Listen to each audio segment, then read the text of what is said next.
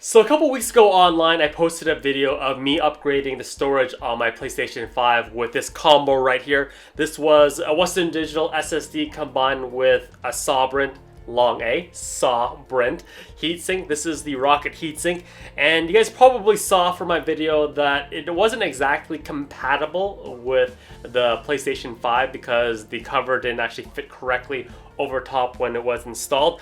I elected to go with more function over beauty because underneath the hood you actually would never see this.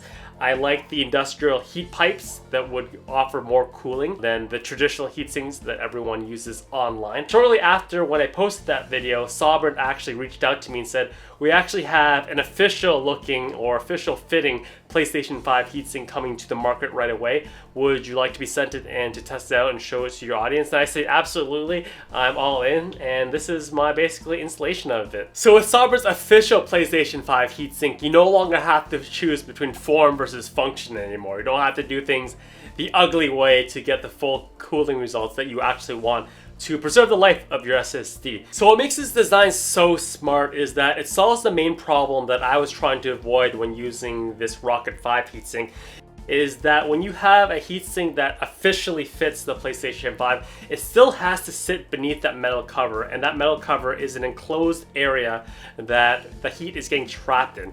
So the PlayStation 5 design is expected to use something called negative air pressure to push out the heat through these two little slits that are beneath or built into the metal cover, which to me isn't that great a design of trapping hot air than expecting it to be pushed out through those two little slits in the metal cover. So the design of this new heatsink is to fix all those issues together, get rid of trapping the hot air underneath that metal plate by getting rid of that metal plate altogether and exposing the ventilation system directly to and beside the fans that is pushing cool air from the PlayStation 5 unit itself. It's actually a very simple but ingenious solution to a lot of the issues that you may encounter by trapping just hot air under a metal plate and expecting it to vent on its own. So the installation process was as easy as it was last time. I had to open the PlayStation 5 by sliding off the cover. I had to remove this previously installed unit, the one that I had installed earlier with the Rocket heatsink,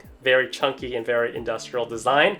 Then I installed a 2TB SSD that Sabrent was also very kind enough to send me, as well with the heatsink. It only goes in one way, so if you're struggling too much, you're probably installing it the wrong direction. And then you just have to remove the cover of the thermal tape that's beneath the heatsink, place it directly over top of the SSD, screw down the cover as you would because it is now replacing the metal plate, and that's pretty much it. As usual, once you have it fully installed, all you have to do is power up your PlayStation 5. You will be prompted to do a quick reformat to format the SSD to a compatible format that will function with your PlayStation 5, and you are good to go. You have successfully, correctly upgraded the SSD of your PlayStation 5 with probably the best heatsink that is available on the market at the moment. So there's really only one minor critique that I have to the overall design of this SSD,